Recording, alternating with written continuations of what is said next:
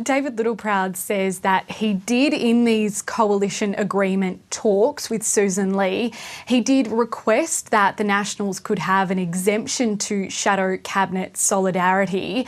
And what that would essentially be is that there could be an agreement reached in shadow cabinet, but then you could see National MPs potentially vote against the position of shadow cabinet on the floor of Parliament. And so he says that was a request. He says Sussan Ley wrote back to him and he thought that response from Sussan Ley was fair enough. He said he understood that and then agreed with what she said, and therefore he didn't feel the need to take this further to his party room. And he did also point out that, reflecting on the last term of Parliament, he thought these sort of issue of shadow cabinet solidarity did become kind of prominent for him during the Voice to Parliament, when in late 2022 the Nationals came out and said that they were going to oppose the Voice to Parliament, and they hadn't really given Peter Dutton, who was the opposition leader of course at the time, much notice about that. So Mr Littleproud was reflecting on that this morning, but really this has become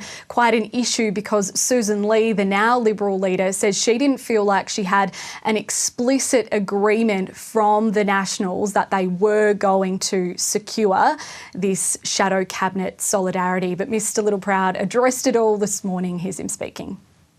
She made it very clear that the cabinet solidarity that we've had and the processes around that will remain. That's why it wasn't up for debate. I thought it was fair and reasonable what Sussan Ley put back in writing, and I wanted to make sure that we had everything looked at in terms of if something comes up, we didn't find ourselves in a situation that set our relationship back.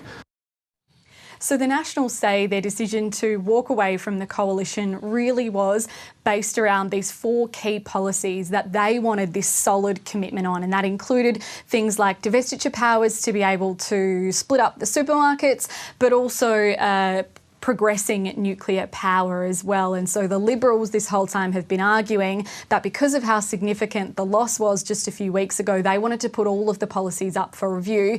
But the Nationals have been saying, well, we wanted to hang on to those 4, and they didn't think that they got the firm commitment that they wanted from the Liberals. This is all very messy. What's the argument, though, from the other side of the former coalition, the Liberal side?